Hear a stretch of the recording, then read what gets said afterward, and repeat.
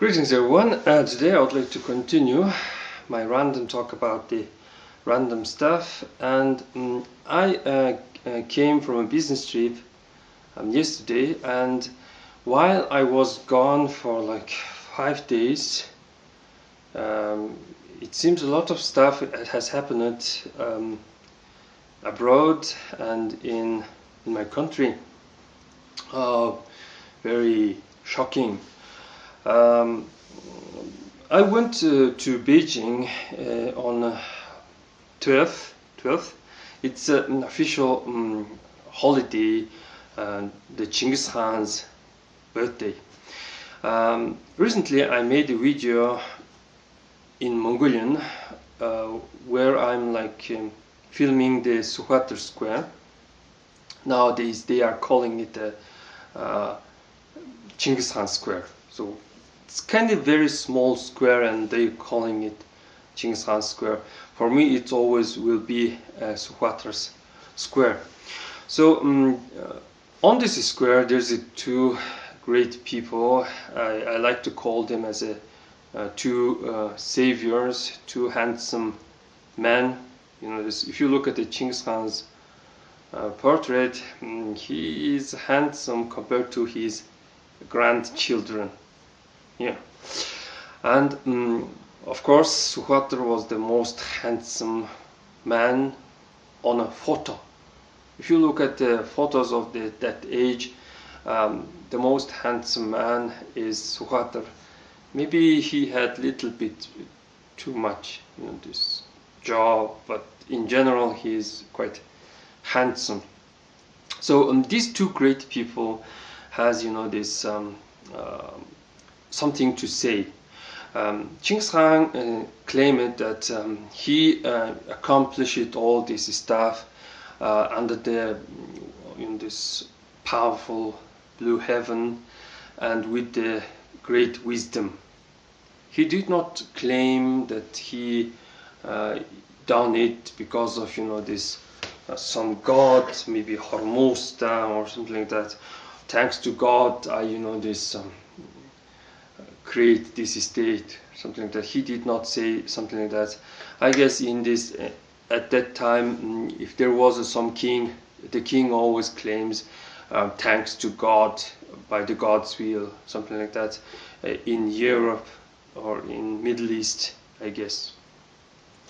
But here in Mongolia things are a little bit, you know, this different. I do it because it is destiny that I must win and others must fail, and I do it with the great wisdom. So it's kind of, you know, this some kind of course, propaganda where you say I'm very wise person. So this, you know, this Genghis Khan, the great Khan, gave us something called the national identity, and in order to get this stuff, you have to just go through, you know, this dangerous, in this course of history. I just, you know, watched, you know, these videos on the shooting in Paris, and I was wondering about, you know, this the national identity of French people. When you look at their history and in these struggles and, you know, this maybe Romans, Normans, the 100 years of war with Britain and all this stuff. I guess you do not give away your French identity so easily by allowing a lot of this free immigration to your country, something like that. So it's a happiness to have a national identity. Being a Mongol is not so a big deal. Basically, your nation did not contribute great stuff in the in science or in the crafting or in this. We cannot even make, you know, this cotton. We've been a neighbor, you know, in neighboring China for like 1,000 years, but still we are not interested in making any cotton stuff. So yeah, national identity is, for me, is basically this having some kind of this pride and happiness. Of course, happiness can be this lot of stuff, not exactly this nationalistic stuff. The second person who fought for the independence, there was a lot of these people fought for the independence. There was this nobleman with the last can. There was this white baron with his Buryat cavalry and Kazakh cavalry, and there was this small group of men led by Sukhwater, and somehow he succeeded in this mess, and we have this destiny, or this chance to become an independent country. So independence is a happiness. It's usually was a goal of any nation. So you have national identity, then you should have the independence, etc., etc. So after, when you have the independence, what's the path? So the path is pointed by the Sukhwater. Sukhwater said a great word, a word of a great nomad. It says something like that: if we get together, if we create some this community stuff, there will be no place we could not reach. So this is a nomadic idea that we need to regroup, and there, if you want to go somewhere, there will be no place to we cannot reach, something like that. So maybe we could reach the moon, we could reach the Mars, something like that. There's no place we cannot reach. Second part says that in order to be such this strong, we need to learn, and there should be nothing that we cannot do or cannot know. I mean, we still cannot make this certain stuff. We are not so this educated and stuff. So the second great goal is to be educated and stuff. The final goal is to this get to the highest point of joy. He did not say it to have have a happiness, something like that. Word joy was used, but this is not exactly a joy. It is it's also entertainment. So it's like this this elder people usually this complain that these young people are always into this this entertainment and stuff. But the Sukhwater says that we must reach this single happiness, joy and stuff. What is it? It means this some kind of greater this development and stuff.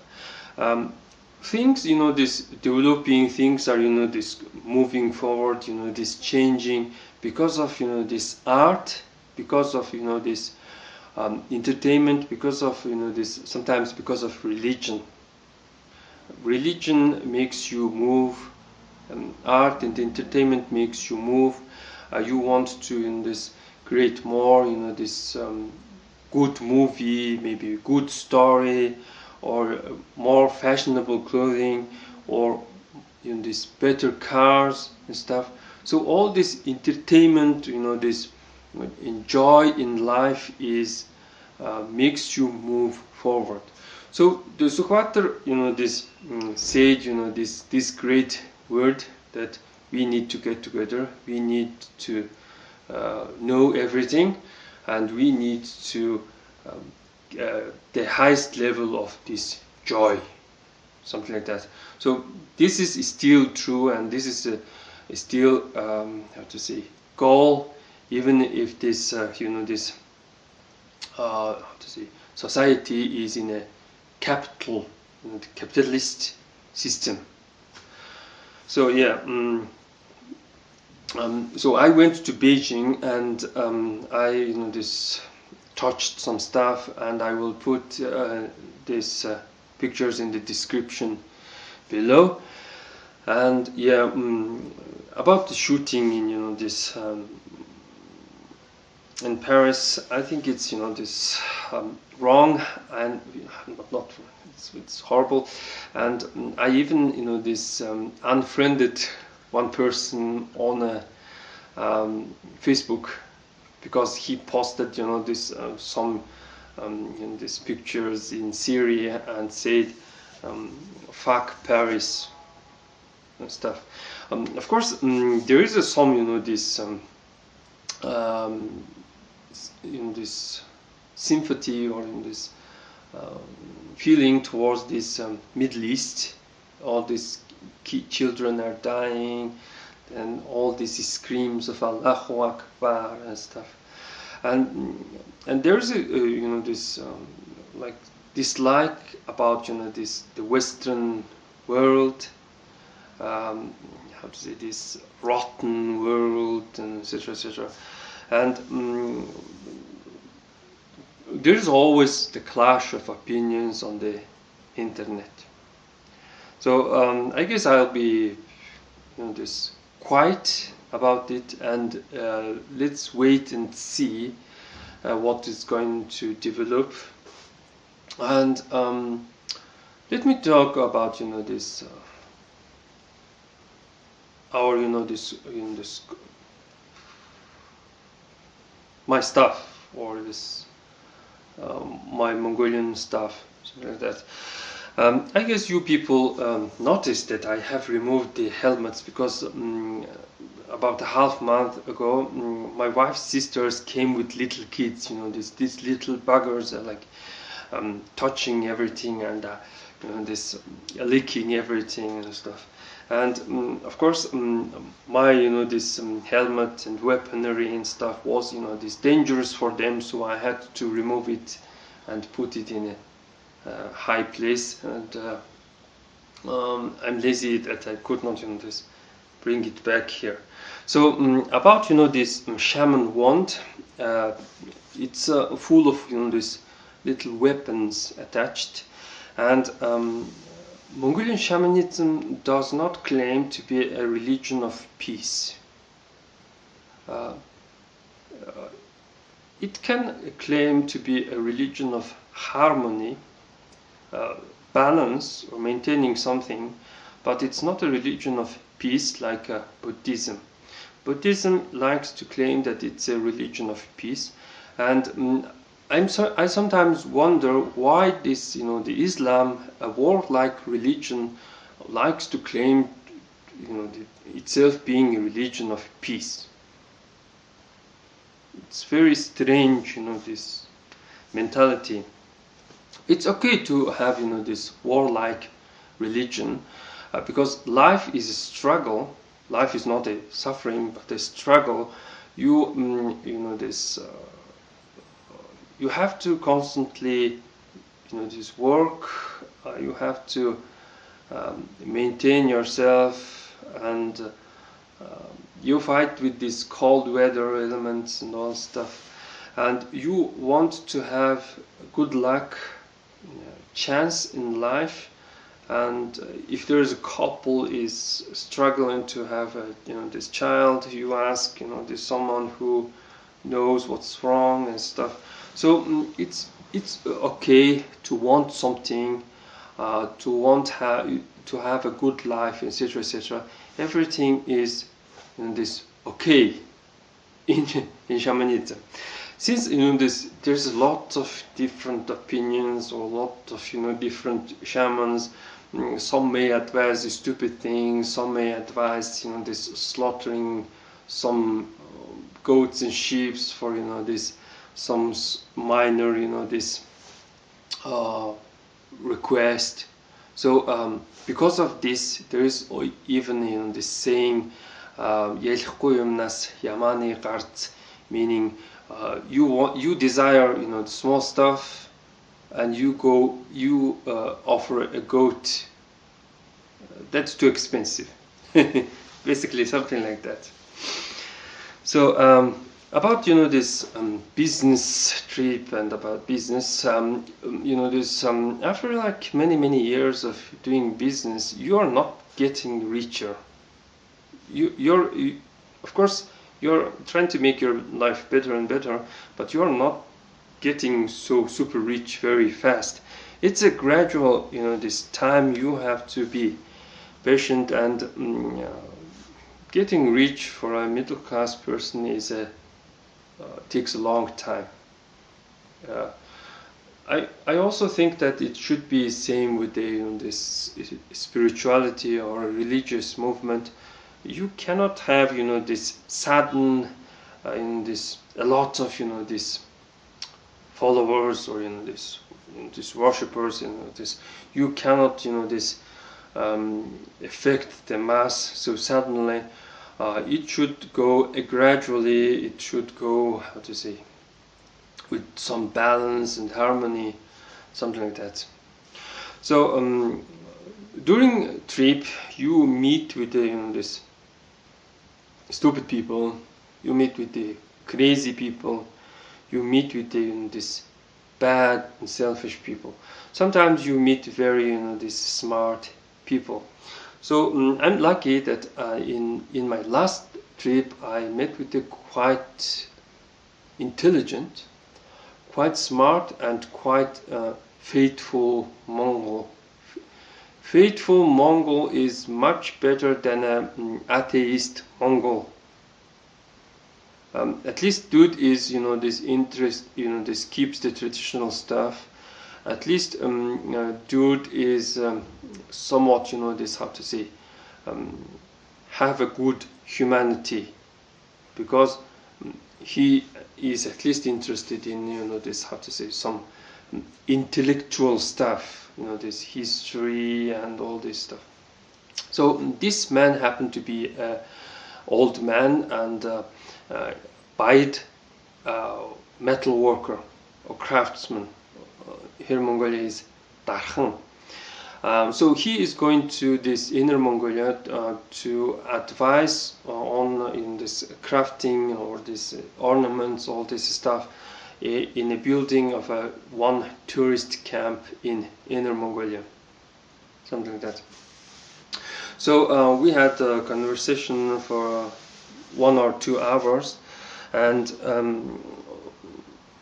he explained it, why he is a Bide and why he is proud to be a Bide. Bide is is an area, and in this area there's some ethnic people called Bide. So if you live in this area and you spend a lot of time there, basically you become a Bide. Something like that.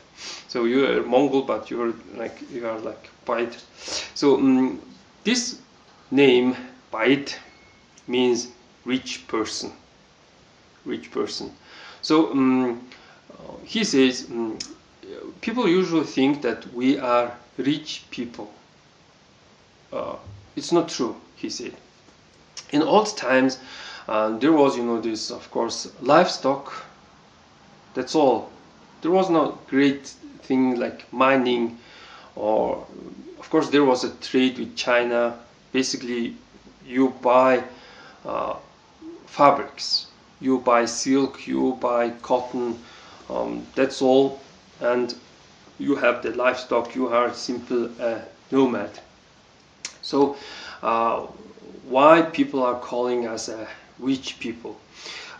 When you enter our territory, and if you are like a poor traveler, you are on foot, you are wearing this bad this clothing with the holes and stuff, you have the chance to have a horse and good clothing when you this go away from this the spy territory. Simply this rich people name means generous people. In old times we were quite generous. He even said that if you are in old times, if you ask a Bait, can you give me your trousers, Bait person will just give his trousers. So we were like this helpful, this kind and generous in old times. But nowadays we are living this world of color and money, and we must constantly this struggle to find the money and stuff. Since I'm this craftsman, I do not have this much money. I always struggle to this sell my stuff, and I do not have this great pension because I did not spend my time in a this government factory, or this I did not spend in a company or working for something. So I was quite free man. So in the end of this when you get old, it strikes back when you have a small pension stuff. So I said, you look this good, and it seems you are traveling, and you are this doing well and stuff. So since my last topic was drinking alcohol for honor of this Hormozda, I asked, what do you think about the alcohol? He said alcohol is a good friend of a metal worker or blacksmith. He told this story that two men were melting silver for 8 hours, and this silver, copper, any metal is very poisonous for human body. So you have to detox it with milk and other this stuff. But all this stuff is basically useless compared to alcohol.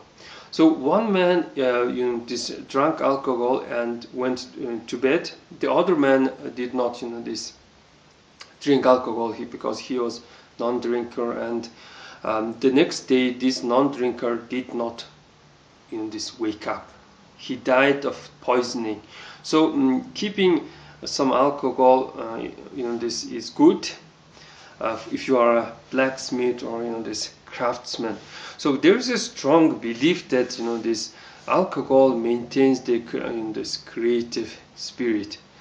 Creative people, this poets, craftsmen, this all this this men usually spend some time in privacy with some drink and with some artistic this mood, and with some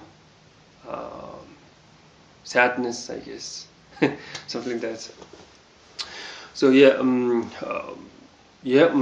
so I went to Beijing and I did touch some stuff, and well, I guess that's pretty much for today, and thanks for watching.